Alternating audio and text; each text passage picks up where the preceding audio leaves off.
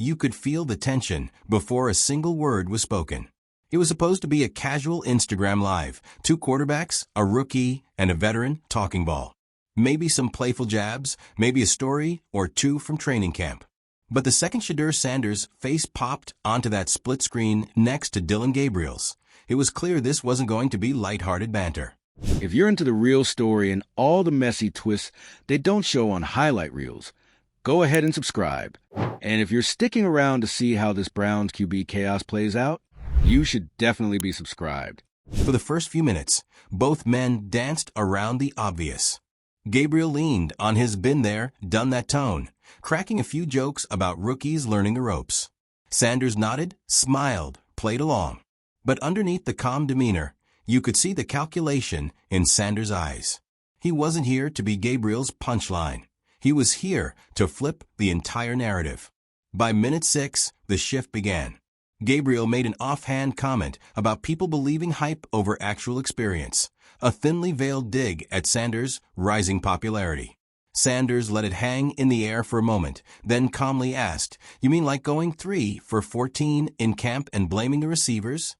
The comment hit like a jab nobody saw coming. Gabriel laughed it off, but his eyes gave away the sting.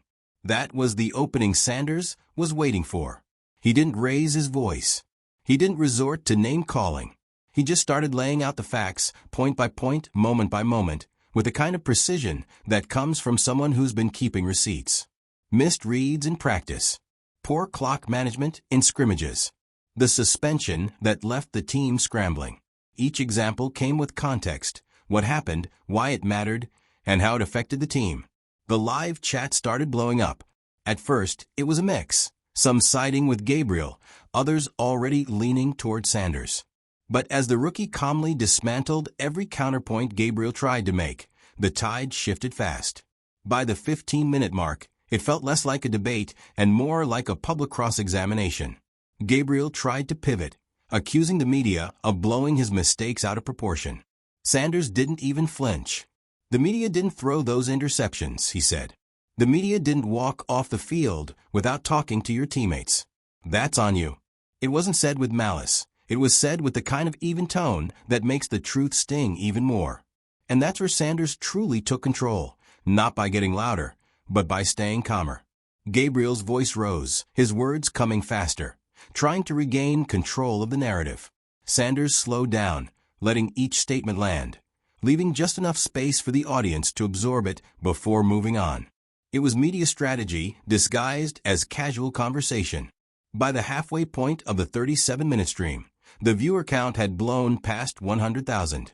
Clips were already being ripped and posted on Twitter, TikTok, and YouTube. Gabriel's face, tense and frustrated, was being memed in real time. Sanders, meanwhile, sat there looking like he'd just finished a game-winning drive, composed, confident, in control. When Gabriel tried to play the veteran support card, claiming the older guys in the locker room had his back, Sanders delivered what would become the most replayed moment of the night. He simply smiled and said, "Funny, because they're in my group chat." The chat feed exploded. No yelling, no theatrics, just a reminder that leadership is earned, not declared. From there, Gabriel's responses got shorter. He tried to change topics, pivoting to generic talk about team goals and competition making everyone better. But Sanders wasn't letting the air out of the moment. He brought it right back, saying, "Competition does make us better. That's why I'm here, holding you accountable." It wasn't just what Sanders said, it was how he said it. In the old days, a player's reputation was shaped by press conferences, interviews, and carefully managed PR moments. But this was live. No editing, no handlers, no team spokesperson to step in. Sanders knew exactly how to use that raw, unfiltered space to his advantage. The longer the live went on, the more it became clear. This wasn't about who had the better stat line. This was about who could own the room, command the audience, and control the story. In a league where quarterbacks are as much public figures as they are athletes, Sanders was proving he could play both games at an elite level. By the time they hit the 30-minute mark, Gabriel had stopped trying to win. His answers were defensive, his body language tense.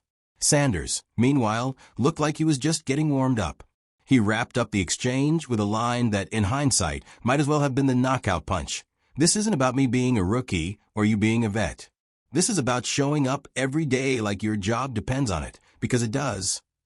Gabriel forced a smile, muttered something about time will tell, and ended his side of the stream. Sanders stayed on for another 5 minutes, answering questions from fans, thanking them for tuning in, and, without directly saying it, cementing himself as the face of the Browns' quarterback future. The reaction was immediate. Within an hour, Shedeur was trending on every major platform. Former players were weighing in, some praising Sanders' poise, others warning about the risks of handling disputes in public. But even the critics had to admit, in an era where perception drives opportunity, Sanders had just put on a masterclass. And the implications went beyond this one rivalry. For years, quarterback battles were settled on the field and behind closed doors. This one had just been fought in front of over 100,000 live viewers, with the outcome unfolding in real time. Sanders didn't just outplay Gabriel. He outmaneuvered him in the new arena of professional sports, the digital stage. It was a reminder that the modern quarterback's responsibilities extend far beyond the playbook. You're not just competing against defensive schemes.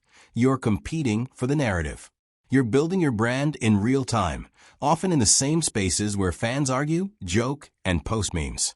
Sanders understood that instinctively. Gabriel, in that moment, did not. In the days that followed, the fallout was just as telling. Inside the Browns facility, the incident was addressed in private, but nobody could ignore the shift in perception. Teammates who might have been undecided now saw firsthand how Sanders handled pressure, calm, prepared, and always with an answer. Coaches, even if they didn't approve of the public spectacle, had to respect how their rookie showed accountability without crossing into disrespect. For Gabriel, the road back was suddenly much steeper. Fair or not, public opinion matters, and the live stream had painted him as the rattled veteran unable to keep pace with the new voice in the room. Every snap he took after that would be watched through that lens. Every mistake would be compared to Sanders' composure on that night. For Sanders, it was a turning point. He'd proven he could hold his ground against an older, more experienced player, not just on the field, but in the unforgiving arena of public discourse. That kind of control isn't taught in rookie camp. It's instinct, and it's rare. The live stream wasn't just entertainment. It was a declaration. It told the league, the fans, and maybe even the Browns front office that the future wasn't coming someday. It was already here. And whether Gabriel liked it or not, Sanders had just taken a massive step toward owning it. It started like any other off-season Instagram live. Two quarterbacks, one a highly touted veteran with a chip on his shoulder, the other a rookie with a famous last name, logging on to talk football. At first, it was all smiles, the kind of polite back and forth you'd expect when tens of thousands of fans are watching. But somewhere between minute 5 and minute 10, the mood changed. What unfolded over the next 37 minutes wasn't just a casual conversation. It was a dismantling, a slow, calculated stripping down of Dillon Gabriel's credibility, delivered by a fifth-round rookie who was supposed to be learning from him, not publicly outmaneuvering him. Shedeur Sanders didn't raise his voice. He didn't throw insults. He didn't grandstand. He simply started pointing out things, specific things, that made it impossible for Gabriel to hide behind generalities. Missed reads in training camp. Interceptions at crucial moments. The inability to finish drives. The suspension that left the team shorthanded. And the whole time, Sanders kept his tone measured, his face calm, letting Gabriel react however he wanted while the audience drew its own conclusions. The first time Gabriel tried to pivot, it was almost textbook.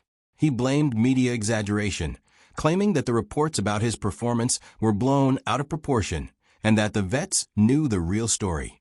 That's when Sanders delivered the first real body blow of the night. He smiled, just enough for the camera to catch, and said, "The media didn't throw those interceptions. And the vets? They're in my group chat." The comment section went nuclear. The viewer count, which had been hovering in the low 80,000s, shot past 100,000. Sanders didn't even look at the numbers. He just waited for Gabriel's next move.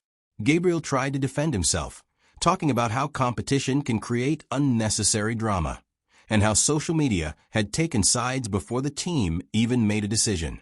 Sanders leaned forward and, in the same calm tone, said, "It's not drama when it's the truth. If you're accountable, there's nothing for people to twist." Every time Gabriel tried to wrestle control of the conversation back, Sanders let him talk, then came back with specifics. When Gabriel suggested that the offensive line had let him down in certain drills, Sanders pointed out plays where the same protection held up for him, and he made the right read. When Gabriel complained about rookie hype, Sanders mentioned that hype doesn't matter if you don't back it up, then reminded Gabriel of his own preseason numbers. What made it so devastating wasn't just the accuracy of Sanders' points, it was the way he delivered them. He never looked rattled. He didn't interrupt. He didn't have to. Gabriel was doing enough damage to himself just by getting flustered. By the 20-minute mark, it stopped feeling like a conversation and started feeling like a shift in the franchise's balance of power. Sanders wasn't just proving he could win on the field. He was proving he could win in the court of public opinion. And in modern football, where brand and perception are almost as important as stats, that's just as valuable. The audience knew it too. The live chat was filled with reactions, fans typing rookie QB1, memes forming in real time, comparisons being made to other moments when younger players publicly took the mantle from veterans. It wasn't mean-spirited. It was just inevitable. Gabriel tried one more angle, playing the "I've been here before" card. He talked about his years of experience, about how the league is more complicated than it looks from the outside. Sanders didn't flinch. "Experience is only an advantage if you're learning from it," he said. "If you make the same mistakes, it's just time passed." That line landed like a dagger. Gabriel blinked, glanced away from the camera for a moment, and gave a short laugh.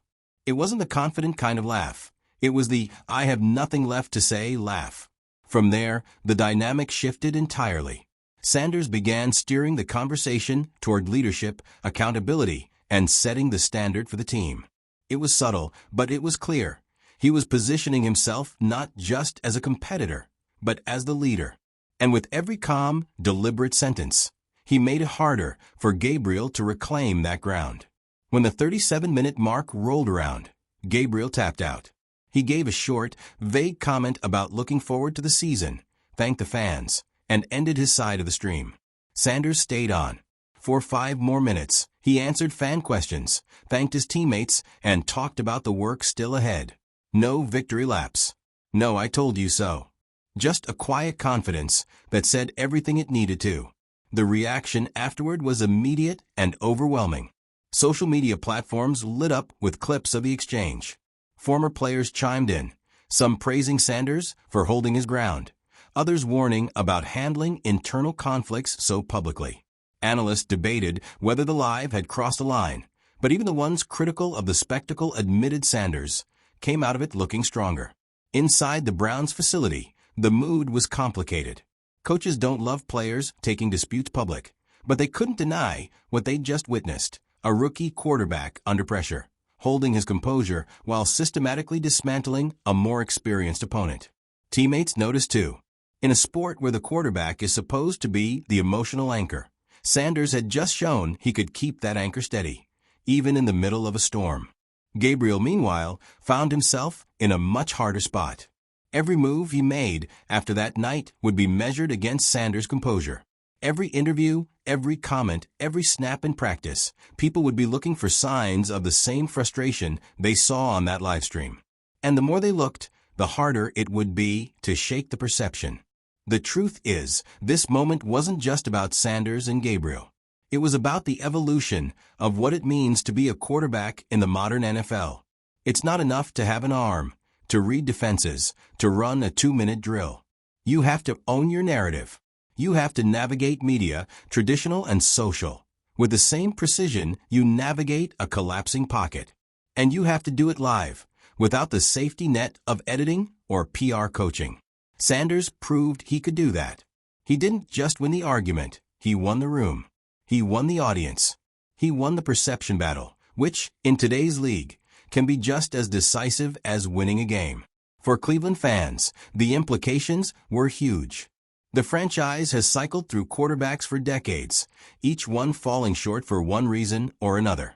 But here was a rookie in a high-pressure moment, showing the kind of mental toughness and poise the city's been craving.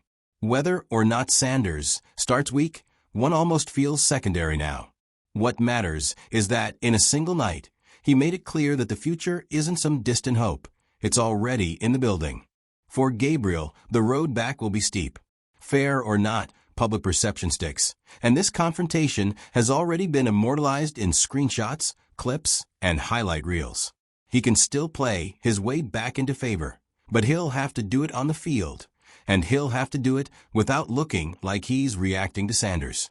Because in the NFL, chasing the guy who just beat you publicly almost always ends badly.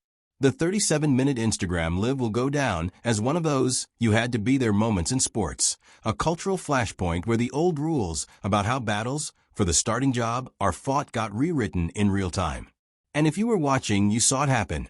A rookie didn't just challenge the veteran. He took the stage, took control, and didn't give it back.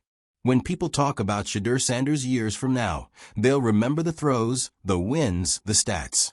But they'll also remember this night, when he showed the league he wasn't just playing for a job.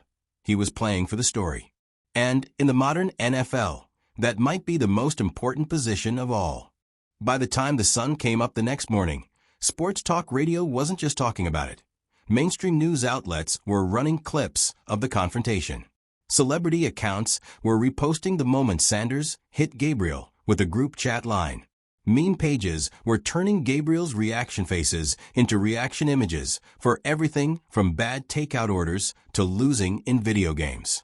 It was one of those rare nights when a sports moment broke out into wider culture, the way only the most combustible mix of talent, ego, and live drama can. For Sanders, this wasn't just good press. It was a showcase of something teams can't manufacture. He didn't have to try to be relatable. He just was. He didn't need a PR team to write talking points. His own delivery carried the weight.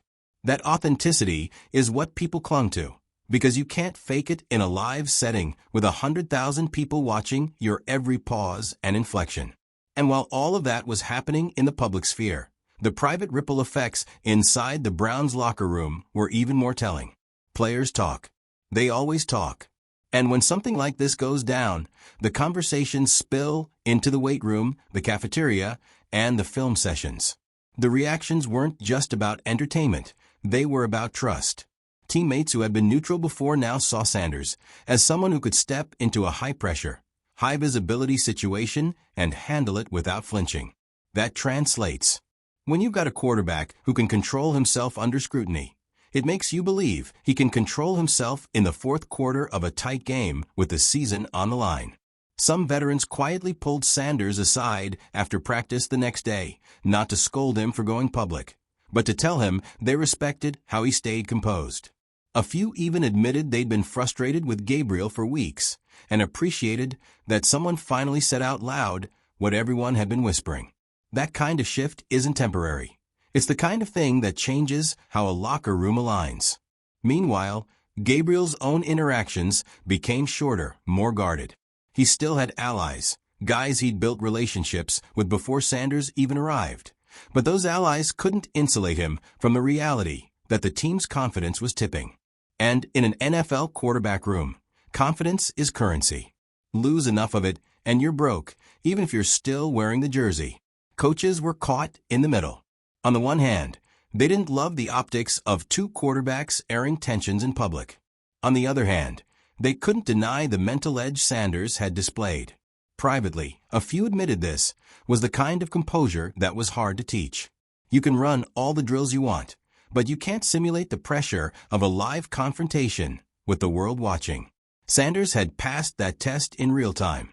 The more days passed, the clearer it became that this wasn't going to fade away quickly. Every press availability turned into a question about the live. Every training camp clip was analyzed for signs of lingering tension. Sanders didn't feed it. He'd learned enough from his father and his own instincts to keep his public comments strictly about football. But even in that restraint, people saw more leadership. The fan base, too, was making its feelings known. At open practices, kids were showing up in Sanders jerseys, holding signs with quotes from a live stream. You could hear cheers grow louder when he took the field. It wasn't that they'd turned on Gabriel entirely. It was that they'd been given a glimpse of something they'd been craving for decades. A quarterback who looked like he could stand toe-to-toe with pressure and smile back at it. That's the thing about moments like this. They accelerate everything.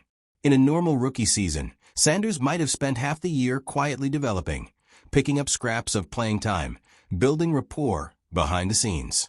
Now, his timeline had been pushed forward. Fans wanted him on the field. Teammates were warming to him as a leader, and the media was framing him as the inevitable future. For Gabriel, the effect was the opposite. His margin for error shrank to almost nothing. Every incomplete pass in practice, every delayed read in a scrimmage, it all looked worse because of a lingering image of him flustered on that live stream. That's the double-edged sword of the modern sports media environment. The same platforms that can turn you into a phenomenon overnight can also lock you into a narrative that's impossible to shake. It wasn't the kind of win you can measure on a stat sheet, but in the game that now exists beyond the hash marks, it was a blowout. And in Cleveland, where quarterback stability has always felt like a mirage, this might have been the moment they finally saw something real.